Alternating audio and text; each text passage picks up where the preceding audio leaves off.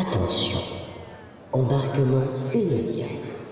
Les équipages de l'Archipel et du Wiki Grandvillers vous souhaitent un excellent spectacle.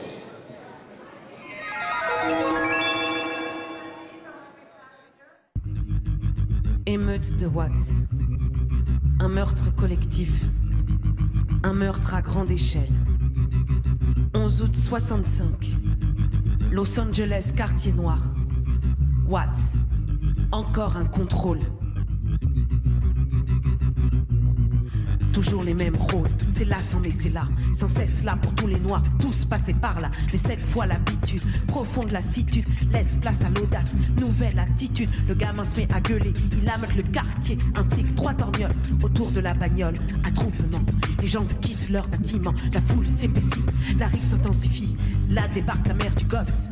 Féroce, le flic la pousse, l'angoisse monte, des renforts arrivent, giclée de salive. C'est toi qui as craché? Son talon dans le bide. La femme est enceinte, la foule redouble sa plainte. Force de l'ordre, face au désordre, horde d'ordure qui ne veut pas démordre. Supériorité, supposé. Burn, baby, burn, burn, baby, burn, burn, baby, burn, burn, baby, burn, burn, baby, burn, burn, baby, burn, burn, baby, burn. Premier jour de rébellion, on balance du béton, on déverse des bidons, on attaque, on craque, des paquets d'allumettes, on fait parler la ville, trop longtemps muette. Watts, mon cher ghetto, des flots noirs emplissent tes rues, envahissent tes avenues, hurle. Burn, baby, burn, burn, baby, burn, burn, baby, burn, burn, baby, burn, burn, baby, burn, burn, baby, burn, burn, baby, burn, burn, baby, burn, burn, baby, burn, burn, baby, burn, burn, baby, burn. Jour 3 de l'émeute, pas encore maté. L'armée et la police, la guerre est déclarée. 16 000 chargés de répression, champions d'humiliation, outils de domination. On fait face aux flics, confronte son flingue, heurte sa barricade avant la balle froide. Force de l'ordre, face au désordre, horde d'ordures qui ne veut pas démordre. Supériorité, supposé. Burn, baby, burn, burn, baby, burn, burn, baby, burn, burn, baby, burn, burn, baby, burn, burn, baby, burn, burn, baby, burn, burn, baby, burn, burn, baby, burn, burn, baby, burn, burn, baby, burn, burn, baby, burn, burn, baby, burn, burn, baby, burn, burn, baby, burn. Revenons au début. Tout le monde ne se souvient pas que Angela Davis est encore vivante. Elle est encore professeure. Elle enseigne l'histoire de la prise de conscience. Voilà. Oh, ah oui, c'est plus... C'est très précis. Voilà, donc elle est prof à UCLA, vous l'avez dit. Elle a 77 ans aujourd'hui. Est-ce que vous avez eu, en dehors de ces... alors je rappelle que nous sommes en face de Paul Deveau et de Astrid Bahia. Voilà, je ne savais pas comment le prononcer, donc c'est mieux comme c'est vous qui le faites. Alors Paul a eu l'idée, c'est ça, du spectacle. Ouais, vous avez commandé, Paul, le texte à une autrice. Oui. Est-ce que vous pouvez nous expliquer comment tout ça est monté à vous? Est-ce que c'est à la suite d'une bio que vous avez lue d'Angela Davis, un film, quelque chose? Qu'est-ce qui vous a... C'est une discussion qu'on a eue avec Véronique Fellenbock, ma productrice, et moi j'avais envie de parler, là, des luttes raciales aux États-Unis des années 50, enfin ce qui s'était passé à l'après-guerre. Et j'ai pensé au départ à Malcolm X, et puis après... Véronique m'a dit, ça serait bien qu'on parle d'une femme aussi, et j'avais lu l'été précédent, en fait, l'autobiographie d'Angela Davis, et je me suis dit, c'est celle-là alors dont on doit parler, c'est cette personne-là, et parce qu'elle est passionnante, parce qu'elle a une profondeur de champ qui est incroyable, parce que voilà, et donc on a cherché pendant très longtemps finalement une autrice, et puis on s'est rendu compte qu'on accompagnait une jeune autrice qui savait traiter des sujets politiques et qui est passionnante, quoi. Donc en, je sais pas, peut-être une petite année, on a déroulé comme ça, réussi à réunir une équipe. J'ai rappelé Astrid, voilà, où le texte n'était même pas encore commencé, à peine commencé, avec qui on avait travaillé sur Janis Joplin. Et puis moi, ça me paraissait évident, puis on s'était bien entendu, ce qui est déjà une bonne chose dans un partage comme ça d'aventure. Et donc, à ce titre, on a commencé à constituer une équipe. Et puis après, Blade Alim Bay, comment dire, nous a rejoint pour la musique. Enfin voilà, et Laurent Schnigens pour la lumière. Enfin voilà, il y a une équipe qui s'est créée autour en fait de cette aventure pas à pas, quoi. Qui était déjà une petite famille que vous aviez autour de vous. Oh bah oui, c'est des gens avec qui moi je travaille depuis très longtemps. Donc voilà, Blade c'est différent parce que lui je l'ai rencontré là, mais ça a été une super rencontre. Donc voilà, mais Laurent Schnegens à la lumière, ça fait 11 ans qu'on bosse ensemble. Donc oui, c'était... Les familles sont faites pour s'agrandir. Voilà, exactement. Et on avait besoin d'agrandir un peu la famille à ce moment-là, quoi. Voilà. Très bien. Astrid, donc vous, quel est votre parcours Comment est-ce que vous êtes rencontrée avec Paul la première fois? Eh bien, écoutez, mon parcours, c'est une formation classique de comédienne. J'ai fait le Conservatoire national supérieur d'art dramatique de Paris. J'en suis sortie il y a 11 ans. Et avant ça, j'ai été à la fac, etc. Mais bon, on va rester sur le théâtre. Il me semble que 2-3 ans après ma sortie, en fait, j'ai passé une audition organisée par Paul, justement, pour ce projet sur Janis Joplin. Une audition que j'ai eue, pour laquelle il m'a sélectionnée. Et c'est comme ça qu'on s'est rencontrés. Voilà. Je ne jouais pas Janis Joplin dans le spectacle, mais je jouais une proche de Janis Joplin. Ouais. Et c'était déjà un spectacle très musical, vraiment très musical, et qui parlait aussi d'une figure féminine très forte. Donc l'expérience était très belle. Et c'est vrai qu'avec Paul, à l'époque, je crois qu'on s'était déjà dit qu'on aimerait retravailler ensemble. Alors ce spectacle, la création a été faite, la première était il y a combien de temps? Il y a un petit mois, puisqu'on était, c'est le 9 novembre, c'est ça, oui, c'est ça. À Fécamp. Et après une résidence à l'Étincelle à Rouen. Donc c'est les premières dates que nous faisons là. Et puis apparemment, nous sommes partis pour un petit parcours là, qui va nous mener toujours en Normandie, en France, à Paris et puis aux États-Unis. Alors justement, j'allais y venir. On a vu, on a entendu un monsieur qui parlait américain, qui était dans la salle ce soir. Est-ce que vous pouvez nous parler de cette aventure américaine qui se profile alors Lequel peut en parler? En fait, Donald Sanders, nous l'avons rencontré quand on a créé Pollock à New York. Voilà. Et en créant Pollock à New York avec deux acteurs américains, on a croisé Donald et on s'est dit qu'on ferait des projets ensemble. Et donc là, il était de passage en France et il a décidé de venir à Granville pour voir en fait le spectacle, in situ. Et puis alors qu'on discutait déjà de savoir comment on allait l'emmener aux États-Unis. Et puis on ira aussi à Princeton, dans le département français. C'est ça, Véro? C'est le département de français à Princeton où on va... C'est au festival l'Avant-Scène. Ouais. Seul en scène avec Florent Masse qui dirige cette partie-là de l'université de Princeton. Voilà. J'avais juste une dernière question. Est-ce que vous avez rencontré Angela Davis et est-ce que, puisque vous allez aller en Amérique, est-ce qu'il y a des chances que vous la rencontriez? Est-ce que c'est prévu? On a envoyé des messages, un peu comme des bouteilles à la mer, et on espère, mais c'est une telle figure, faut imaginer quoi. Enfin, je sais pas, dans les figures historiques en ce moment comme ça, là, qui resteraient, si le Che il était encore vivant, imaginez comment vous vous débrouillez pour rencontrer le Che, c'est super compliqué quand même. Non pas qu'il veuille pas, mais je pense que la sollicitation est telle que c'est incroyable quoi. C'est vraiment incroyable. Oui, et puis vraiment, je le rappelais au début, elle fait vraiment partie de l'histoire avec Malcolm X, avec Martin Luther King, avec le Che, comme vous le dites, de cette histoire qui nous a bercé depuis les années 60, qui est ultra riche. Ouais. Et c'est encore formidable qu'on ait des témoins de cette époque-là, vivants et bien vivants, puisqu'elle est...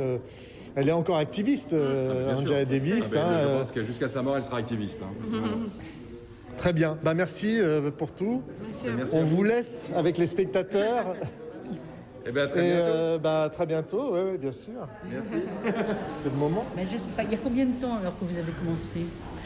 Oh, ça fait un moment, Paul? Oui.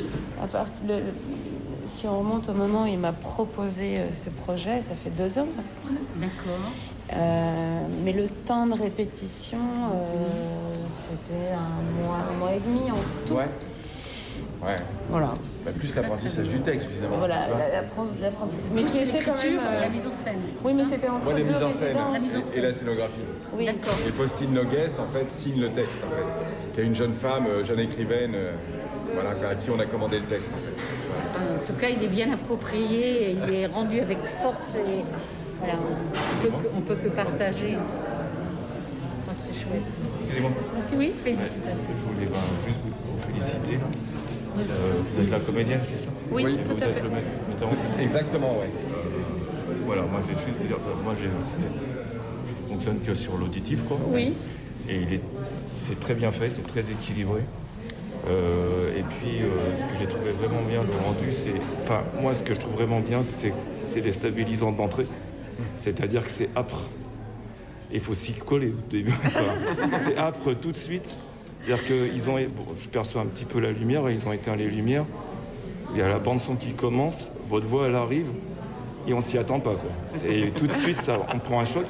Et moi, qui j'aime bien les choses déstabilisantes et âpres, et là, ça m'a fait plaisir de me dire, ça me sort de ma zone de confort, faut que je m'adapte. Et après, au bout d'un moment, c'est génial parce que on attend.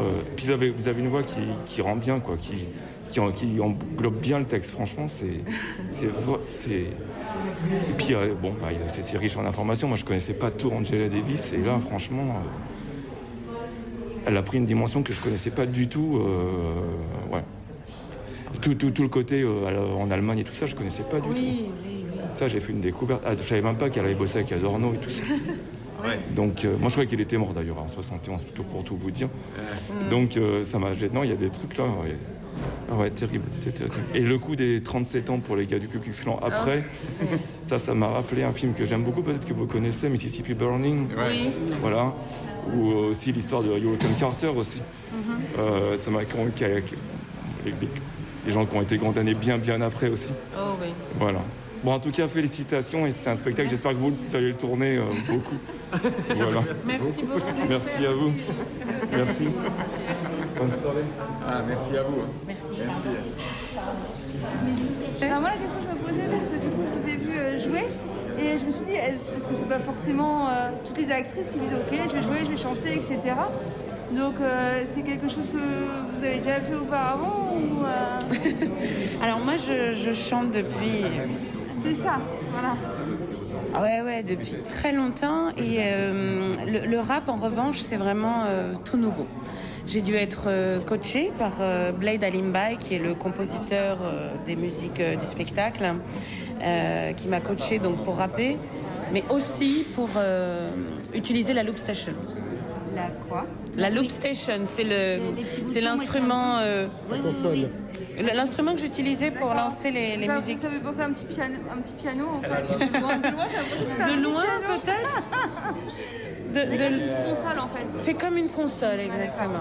Ok, d'accord. Mais c'est un chouette instrument qui a été inventé pour pouvoir produire soi-même sa musique, que les chanteurs utilisent beaucoup, les rappeurs. Voilà, donc moi, le rap, là, c'est la première fois. La loop station aussi pour ce spectacle. C'est vraiment une demande de Paul. Au début, c'est difficile, c'est un peu désarçonnant en fait. Vous voyez, d'entendre le texte chanter, on s'y attend pas. Ouais, Et faut rentrer dans le rythme. Et une fois qu'on y est, Moi, je me suis dit, non, mais je me suis dit, mais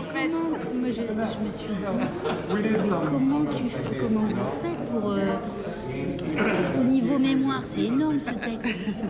C'est énorme. Plus les petits boutons, les loop station, je me dis, mais Il faut plus se souvenir le de chant. tout en fait, c'est ça? Moi, j'avais peur pour vous. Je me Faut pas dis, se tromper oh de là bouton, là, faut pas se tromper de puis- texte. Mais oui, et puis l'émotion, et puis non, mais c'était énorme. Hein. C'était énorme. Et comment vous aviez déjà travaillé ensemble ou c'était... On avait déjà travaillé avec Paul sur un autre spectacle, sur une autre figure féminine, Janis Joplin. Ah ouais. Vous chantiez aussi? Et je chantais dedans, oui. On était beaucoup plus nombreux sur le plateau. Il y avait carrément un groupe de musique sur le plateau. Donc on chantait, on dansait. mais alors, en Et fait, ça racontait la vie et l'œuvre aussi un peu de Janis Joplin. là, dans cette histoire, dans l'histoire d'Angela Davis, il y a de quoi faire 4 heures de spectacle si on ouvre chaque chapitre de sa vie. Ah oui. en fait. Il y a peut-être un côté un peu frustrant à synthétiser. En fait, il a fallu faire des choix. Ah oui, bien sûr. Déjà se concentrer sur son combat politique, d'où ça vient, pourquoi. Mais il y a quand même la volonté de rester un parcours, un ensemble. On parle de son enfance jusqu'à... Ouais, après, je sais pas si, l'intérêt au théâtre est de faire un biopic. En vrai. Je pense que, l'intérêt au théâtre, c'est plutôt, de faire des peintures impressionnistes. C'est-à-dire qu'Angela Davis, elle devient pour nous un personnage théâtral. Et donc, ce qu'on peut rendre, en fait, sur le plateau, c'est pas tant une histoire organisée que finalement la somme de moments qui vont peut-être expliciter sa pensée. Je pense qu'il y a un mouvement comme ça qui me paraît plus...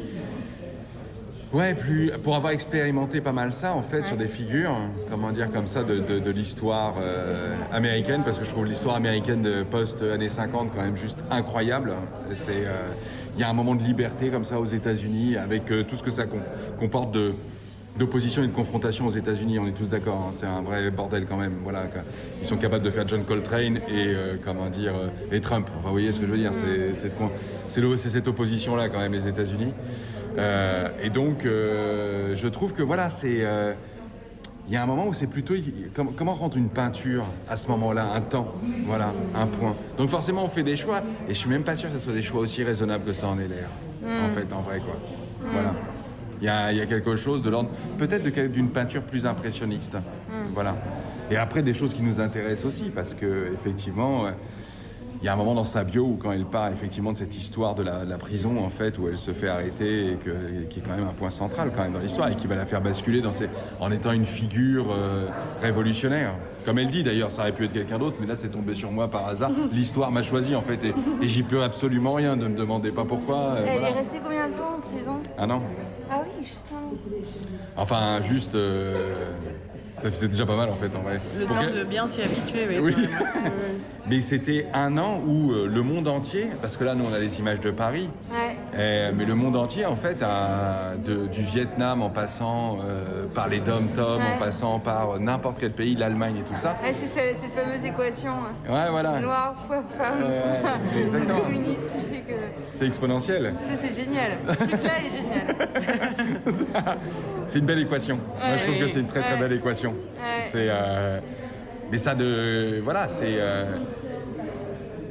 tout le monde entier s'est mobilisé pour Angela Davis. C'est incroyable quoi. Ça a fait un peu la même vague d'onde qu'il y a eu un peu pour Floyd en fait, quand c'est ce qu'on a ressenti là. Il y a eu exactement le même mouvement. Il n'a pas eu la possibilité. Non, il n'a pas eu la possibilité et puis il n'était pas militant. Et là, ce qu'on voit avec Angela Davis, c'est l'addition des luttes quoi. Ah bah oui, c'est clair. C'est la convergence. Ouais, c'est ça. C'est ça quoi, encore plus. En fait, ça donne envie de... Moi, je connaissais pas très bien Angela Davis, et là, ça donne vraiment envie de creuser son temps à la prison, en prison. Après, lire son autobiographie. Ah ouais, elle est mortelle. Ah ouais. Elle est grandiose. Et après, il y a cette petite édition assez révolutionnaire. Comment ça s'appelle ? Tu sais, ça fait des...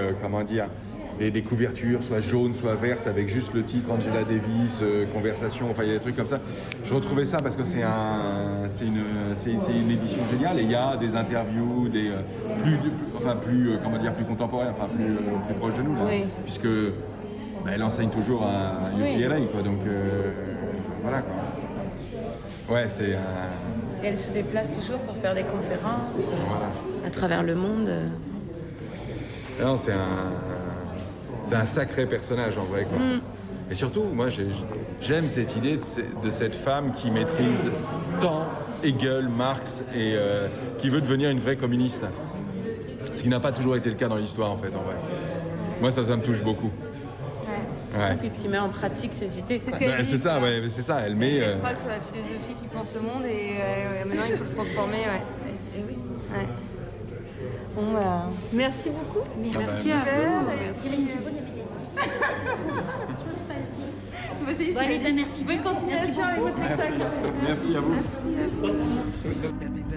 Burn, baby, burn, burn, baby, burn, burn, baby, burn, burn, baby, burn, burn, baby, burn, burn, baby, burn, burn, baby, burn, burn, baby, burn, burn.